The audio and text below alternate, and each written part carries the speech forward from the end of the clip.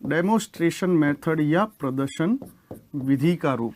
Demonstration method, जिसको कि नाम से ही पता चल रहा है, प्रदर्शन के माध्यम से शिक्षण देने की प्रक्रिया, यानी कि प्रदर्शन विधि, डेमोस्ट्रेशन विधि। इस पर सबसे बड़ा सवाल, महत्वपूर्ण सवाल, इम्पोर्टेंट तौर पर सवाल ये आता है कि शारीरिक शिक्षा में सबसे प्रचलित विधि मानी जाती है। यह शारीरिक शिक्षा में सबसे प्रचलित विधि मानी जाती है। ठीक है, शारीरिक शिक्षा के अंतर्गत हमारा गतिविधियों का रूप, हमारे शिक्षण का रूप प्रायोगिक तौर पर भी है। तो ऐसी स्थिति में यह प्रायोगिक क्रियाओं को सिखाने के लिए, प्रायोगिक गतिविधियों को बताने के लिए, उन्हें विद्यार्थियों में ज्ञान अर्जन के तौर पर जो है इस शिक्षण विधि का प्रयोग किया जाता है। यह शारीरिक शिक्षा की सबसे प्रचलित विधि मानी जाती है। सवाल का रूप भी यही आ चुका है कि शारीरिक शिक्षा में सबसे प्रचलित विधि कौन सी मानी जाती है, वो है प्रदर्शन विधि। दूसरा इसकी प्रकार आता है, इसमें अधिक संख्या में विद्यार्थियों को विषय की जानकारी, अधिक संख्या में विद्यार्थियों को विषय की जानकारी या क्रिया की जानकारी, गतिविधि की जानकारी देने के लिए इस विधि का प्रयोग किया जाता है। शारीरिक शिक्षा के अंतर्गत हम कोई भी कौशल एक खिलाड़ी को समझाते हैं तो भी, और एक पूरी टीम को, एक बड़े समूह को कोई कौशल समझाना है तो वहाँ पर बड़ी संख्या में विद्यार्थियों को एक ही बार में, एक ही गतिविधि के अंतर्गत सारी विषय की जानकारी प्रदान कर देना इस विधि का महत्वपूर्ण रूप माना जाता है। इसके अंतर्गत हम क्या करते हैं, विभिन्न विद्यार्थियों के समूह को एक क्लास फॉर्मेशन में खड़ा कर कर अध्यापक द्वारा उस क्रिया का प्रदर्शन किया जाता है। नेक्स्ट चीज आती है, इसमें अध्यापक द्वारा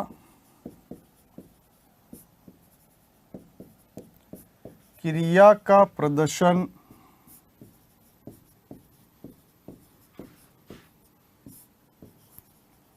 किया जाता है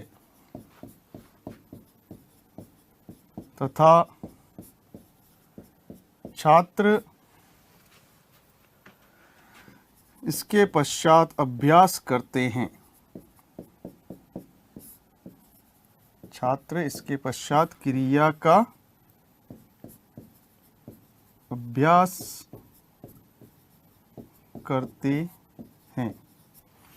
ठीक है, यह प्रदर्शन विधि या डेमोस्ट्रेशन मेथड क्या कह रहा है कि इसके अंतर्गत क्रिया का प्रदर्शन अध्यापक द्वारा किया जाता है और उसके पश्चात क्रिया को डेमोस्ट्रेट करने के पश्चात, प्रदर्शन करने के पश्चात, दिखाने के पश्चात जो है, अब छात्र जो होते हैं, विषय सब्जेक्ट जो होते हैं, वो उस क्रिया का अभ्यास उसी रूप में करते हैं जिस रूप में अध्यापक द्वारा क्रिया का प्रदर्शन किया गया है। और इसी आधार पर इसे अध्यापक केंद्रित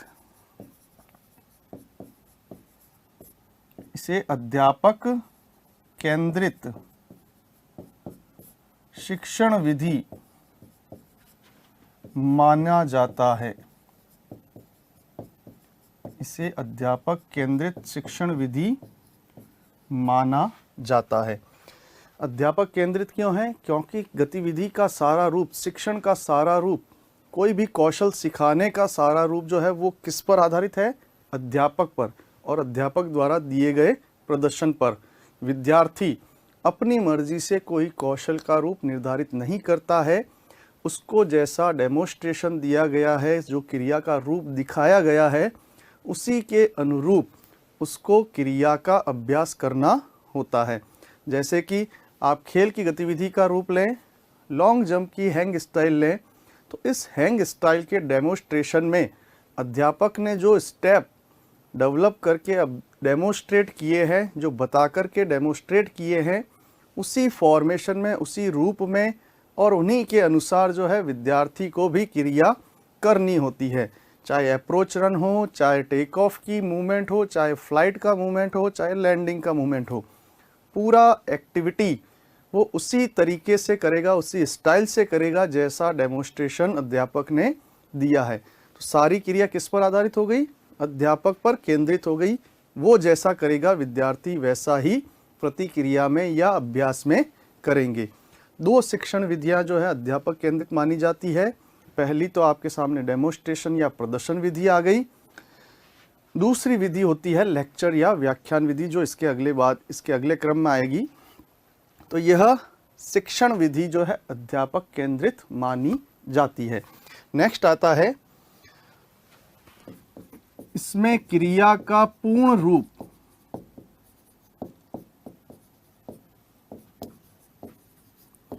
विद्यार्थी द्वारा अवलोकन होता है। इसमें क्रिया के पूर्ण रूप का अवलोकन विद्यार्थी द्वारा होता है, जिससे उसकी रुचि बनी रहती है, उसे क्रिया का आभास, प्रत्यक्षीकरण जिसे कह सकते हैं, वो हो जाता है। जैसे कि अगर जिम्नास्टिक का रूप लें, जिम्नास्टिक की गतिविधि का रूप लें, वहाँ पर अगर डेमोस्ट्रेशन मेथड उपयोग नहीं किया जाएगा तो किसी स्थिति में जिम्नास्ट जो है सही मूवमेंट को, सही फॉर्मेशन ऑफ मूवमेंट को नहीं पकड़ पाएगा, क्योंकि वर्बली तरीके से अध्यापक क्या कह रहा है, विद्यार्थी उसको क्या इमेजिन कर रहा है, उसका क्या फॉर्मेशन ला रहा है मूवमेंट में, यह कई बार के अभ्यासों के बाद सुधरेगा। परंतु अगर सीधे ही अध्यापक उसको एक बार क्रिया का डेमोस्ट्रेट कर दे तो उसे कोई भी तरह की शंका समाधान नहीं रहेगा, वो सीधा अपने मूवमेंट को समझ लेगा, पकड़ लेगा। तो जिम्नास्टिक जैसे खेलों में तो ये बहुत ही महत्वपूर्ण शिक्षण विधि मानी जाती है। सभी खेलों की बात करें तो वहाँ पर शारीरिक शिक्षा और खेलों के अंतर्गत प्रदर्शन विधि ही प्रयोग करके विद्यार्थी को, प्रशिक्षणार्थी को, खिलाड़ी को अलग अलग क्रियाओं के रूप जो है वो सिखाए जाते हैं। और इसकी अगली विशेषता में यह आता है कि इसमें क्रिया का सूक्ष्म से सूक्ष्म रूप, इसमें क्रिया का सूक्ष्म से सूक्ष्म रूप देखा जा सकता है। इसमें क्रिया का सूक्ष्म से सूक्ष्म रूप भी देखा जा सकता है। मतलब कोई भी मूवमेंट, जैसे फॉरवर्ड रोल में गर्दन का रूप ये रहेगा, हाथ चेस्ट पे रहेंगे, पैर घुटने किस एंगल पर मुड़ेंगे, हर एक माइक्रो मूवमेंट्स को भी देखकर, उसको समझकर अभ्यास में विद्यार्थी कर सकता है।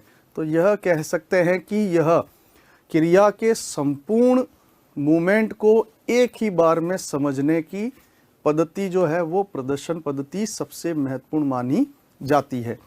अगली चीज आती है इसमें, अब जब अध्यापक कोई कौशल सिखा रहा है तो उसके लिए चीज अनिवार्य क्या हो जाती है? तो यहाँ पर यह सवाल का रूप बन जाता है कि अध्यापक द्वारा क्रिया का सही व पूर्ण प्रदर्शन होना चाहिए।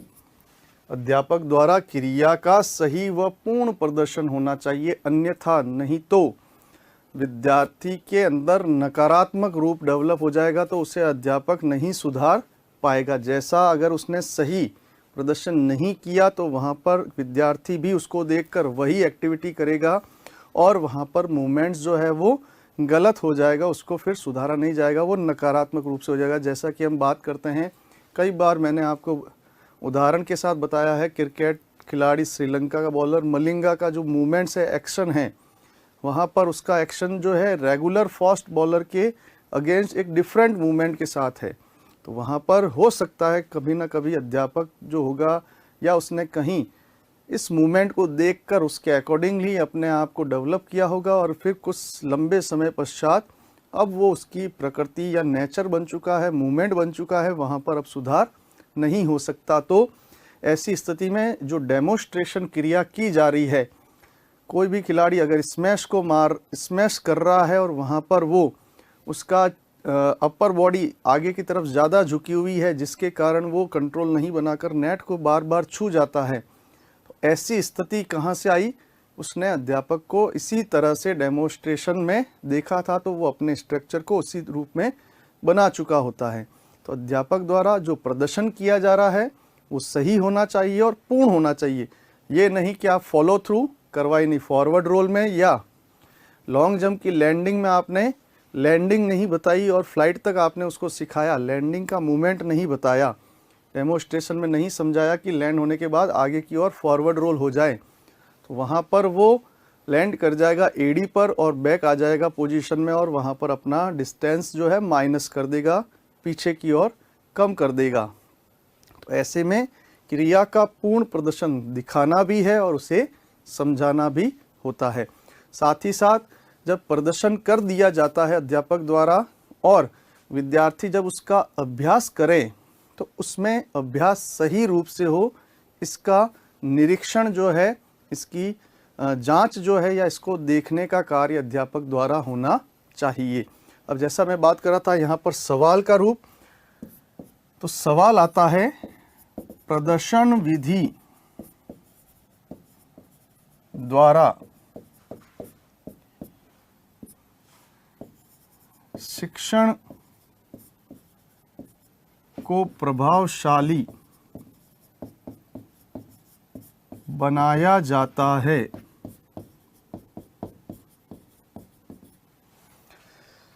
प्रदर्शन विधि द्वारा शिक्षण को प्रभावशाली बनाया जाता है। क्रिया के सही प्रदर्शन द्वारा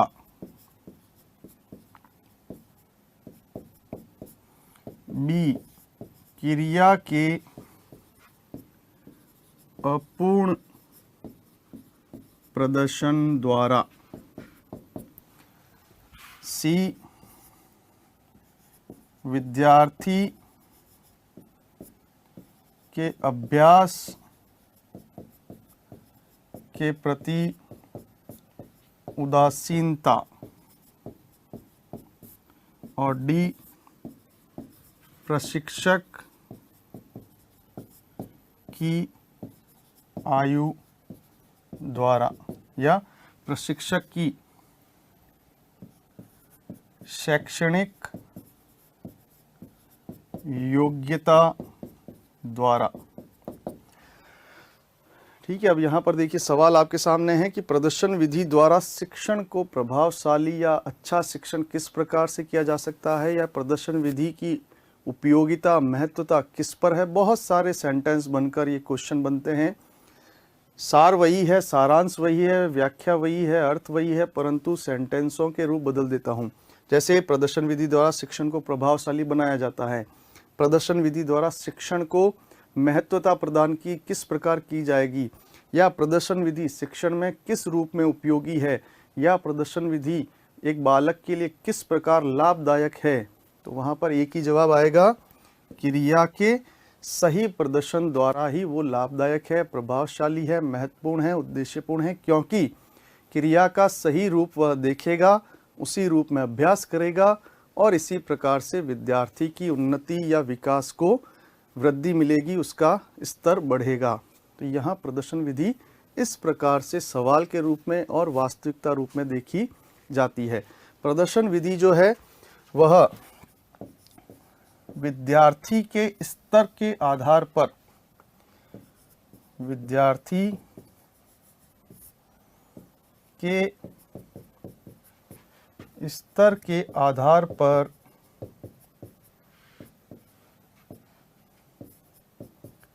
चयनित होती है। विद्यार्थी के स्तर के आधार पर इसका चयन जो है किया जाता है। इसका कारण क्या है इसका चयन करने का? इसका चयन करने का कारण ये है कि डेमोस्ट्रेशन की जटिलता का रूप विद्यार्थी को समझ में आना चाहिए, उसको समझ होनी चाहिए। उसी के आधार पर जो है यहाँ पर प्रदर्शन विधि का प्रयोग किया जाएगा। जैसे कि स्मैश का नया नया खिलाड़ी आया, 2 दिन हुआ और वहाँ पर आप डेमोन्स्ट्रेशन दे रहे हैं स्मैशिंग एक्टिविटी का, वॉलीबॉल में, लैप शॉट में, बास्केटबॉल लैप शॉट में और अन्य तरह से। तो यहाँ पर बालक के स्तर के अनुसार प्रदर्शन नहीं हो रहा है, वहाँ पर क्रिया प्रभावित हो जाएगी। तो बालक का स्तर देखकर प्रदर्शन विधि में विषय को सम्मिलित किया जाना चाहिए, क्रिया को सम्मिलित किया जाना चाहिए। अब बात आती है यहाँ पर इसके विभिन्न चरण क्या होते हैं, यह किस किस स्टेप से